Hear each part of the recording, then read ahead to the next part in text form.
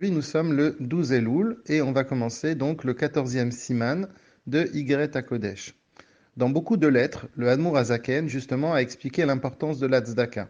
En particulier, donner la tzedaka en Eretz Israël. On rappelle qu'il y avait un contexte, que Rabbi Menachem Mendel de Vitebsk et Rabbi Avraham Mikalisk ont été les premiers, si l'on peut dire, c'est des Rebbeim, et ils ont fait la Aliyah des Chassidim. C'est une Aliyah dans laquelle les Chassidim sont tous montés en Eretz Israël.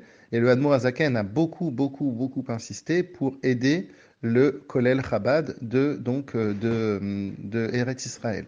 Donc là aujourd'hui, l'Admour Hazaken va reprendre un peu ça. Il dit donc pour renouveler l'amour ancienne. Qu'est-ce qu'il veut dire? Il veut dire que quand effectivement on a fondé le Kollel, eh bien il y a eu beaucoup de donateurs au début, c'est comme toujours.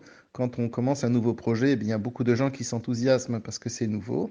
Mais il dit, bah, il faut réveiller ça. C'est pas parce que ça a déjà eu des années. Eh bien, il faut quand même se réveiller. Et il essaye de l'expliquer comment. Il dit que justement, Eretz Israël, c'est un niveau où Akadosh Baruch Hu est vraiment présent. Et donc, c'est pas parce qu'on a donné l'année dernière une somme qu'on peut se dire que ça y est. C'est un peu la même chose dans la vie.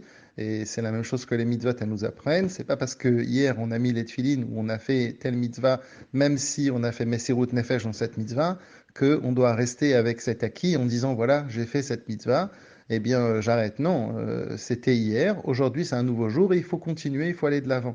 Et donc c'est ce que le Admor Hazaken dit. Il dit il faut aller encore plus. Et ce qu'on a donné, il faut donner plus dans la quantité et plus dans la qualité. Et spécifiquement par rapport à Eretz Israël, où il y a un renouvellement d'Akadosh Baruch Hu, puisqu'on dit que les yeux d'Hachem sont sur Eretz Israël du début de l'année jusqu'à la fin. Alors, quand on parle les yeux d'Hachem, dans le langage de la Chassidoute, ça veut dire si on veut être un peu plus profond, puisque Hachem n'a pas des yeux, c'est quoi l'idée des yeux? C'est la Chorma. Et la Chorma, c'est l'intelligence, c'est la capacité qu'a Hachem de pouvoir investir le monde complètement. Hachem, il est mémalé kol almim.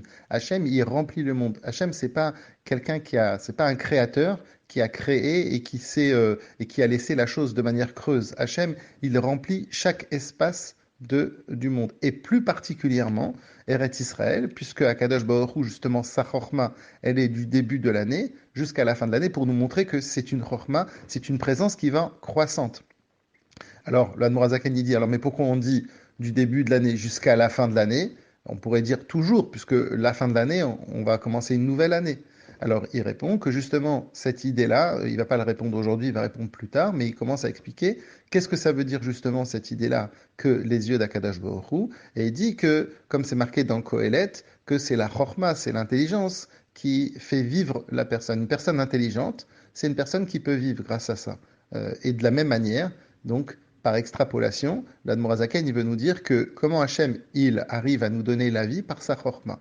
Et donc, par conséquent, à partir du moment où moi j'aide Hachem en donnant de l'Otzdaka en Eretz Israël, eh bien à ce moment-là, qu'est-ce que je suis en train de faire? Je suis en train justement de rentrer dans le projet d'Akadosh Baruch Hu, et je suis justement en train de faire une très grande mitzvah.